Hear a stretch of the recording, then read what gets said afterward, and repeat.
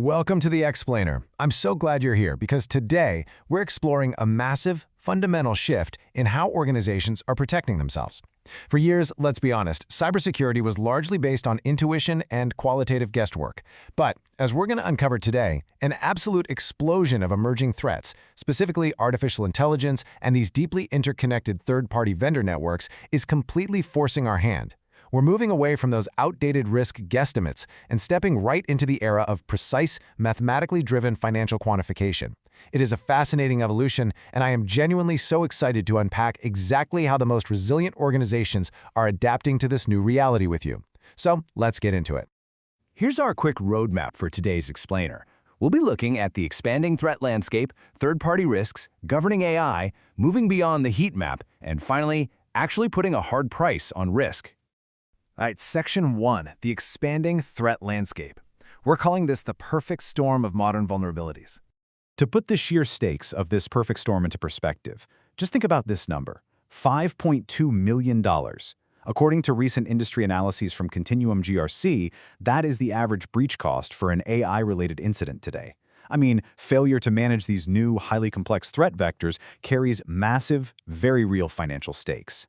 It's no longer just some IT problem siloed away in a server room, right? It's a fundamental business continuity issue. And then you have the other half of our modern threat landscape.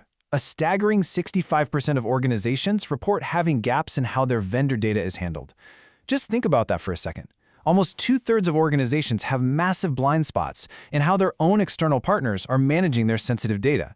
And that, of course, leads directly to exponentially higher breach risks. Which perfectly cues up Section 2, the third-party vulnerability.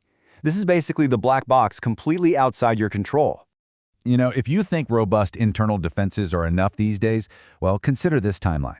Some of the absolute most devastating data breaches in history didn't actually originate from within the targeted organization's own walls. Back in 2013, the massive Target breach was traced back to a seemingly harmless third-party HVAC vendor of all things. In 2020, the SolarWinds compromise shook global security through a wildly sophisticated software supply chain attack. And then, in 2023, the MoveIt transfer breach exposed millions of records globally, all through a widely trusted third-party file transfer tool. The call is coming from inside the house, so to speak, or rather, from the vendors we let inside the house. The most critical threat is coming from the outside in. So how do we fix it? Well, effective third-party risk management, as outlined in recent IR Journal's research, definitely isn't just a one-and-done checklist. The flow goes something like this. To manage this external chaos, you first have to clearly define the scope of your relationships, systematically assess the risks those specific vendors bring, implement actual enforceable contractual controls, and then, crucially, you have to continuously monitor and review. It's a completely closed-loop system designed entirely to tame that sprawling vendor risk. Because here is the absolute kicker. Without that final step of continuous monitoring, you are quite literally flying blind. Research shows that visibility gaps alone account for half of all cyber incidents. 50%. If you can't see what your vendors are doing in real time, you're basically leaving the front door wide open for malicious actors to just waltz right through. Moving right along to Section 3, governing the AI frontier. Let's talk about managing the massive unknowns of artificial intelligence. Because just like your third-party vendors, AI represents another massive, completely opaque black box operating outside of direct human control. And these AI systems, they introduce entirely unique risk vectors that traditional cybersecurity programs completely overlook.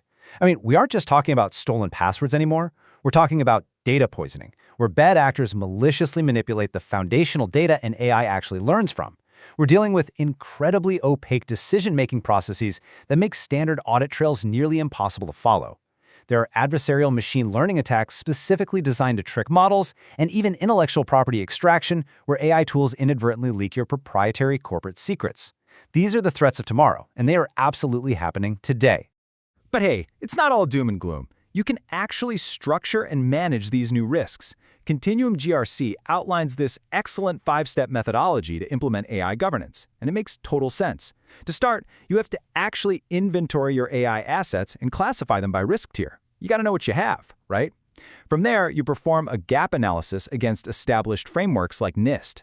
Then, you develop organizational policies, like setting up cross-functional AI review boards to govern deployment.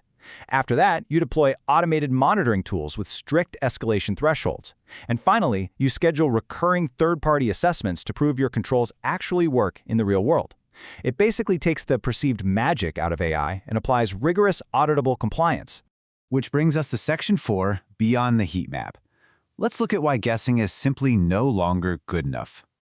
Now that we've established the immense severity and complexity of these AI and vendor threats, it becomes incredibly clear why our old methods of measuring risk are totally failing us. We have to fundamentally change our approach. The old way, qualitative risk assessment, relied on color-coded heat maps, subjective guessing, and honestly, a total lack of precision.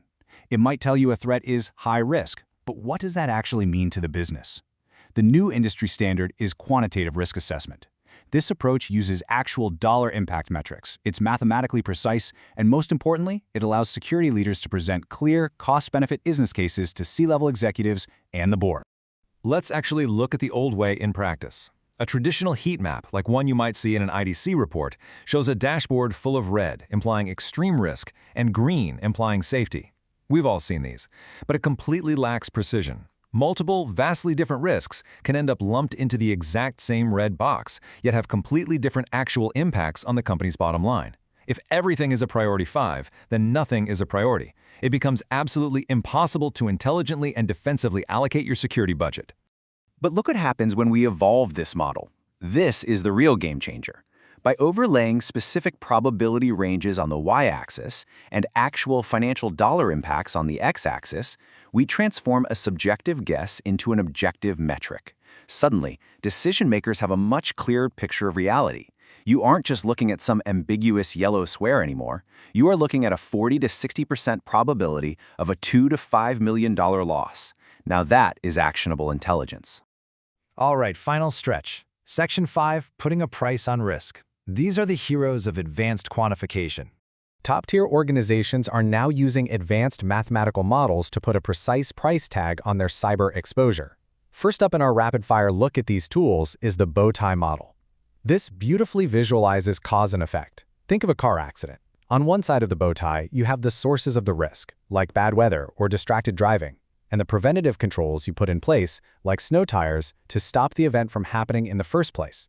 On the other side, you have the consequences, injury or vehicle damage, and the reactive controls, like seatbelts or insurance, designed to minimize the damage if the event does occur. It gives this amazing, universal, interconnected view of risk and maps exactly where your controls actually sit. Next, we have FAIR, which stands for Factor Analysis of Information Risk. This methodology breaks down risk into a strict mathematical equation. It systematically separates the loss event frequency, meaning how often a bad thing might happen based on specific threats and vulnerabilities, from the loss magnitude, which calculates how much primary and secondary financial damage will actually occur. By assigning distinct values to these components, FAIR allows you to calculate risk as a specific financial loss potential. It literally turns abstract fears into hard, undeniable numbers. And finally, my personal favorite, the Monte Carlo simulation. This thing is so incredibly powerful. A computer runs thousands upon thousands of randomly generated scenarios to map out every possible outcome of a risk event. It generates a probability bell curve that shows you exactly where your current risk coverage ends and where your unprotected financial exposure begins. If your insurance only covers up to the 80% mark on this curve, you instantly know your exact exposure for that tail-end 20% of catastrophic events. That allows you to make perfectly informed, strategic business decisions. Wow! We have covered an incredible amount of ground today, from the untamed frontiers of AI and third-party vendors, all the way to the rigorous financial models required to actually defend against them. I want to leave you with this final, absolutely vital question. Are you still guessing your cyber risk, or are you calculating it? Because in today's highly complex digital landscape, a guess is a liability you simply can no longer afford. Thank you so much for joining me on this explainer, and keep learning.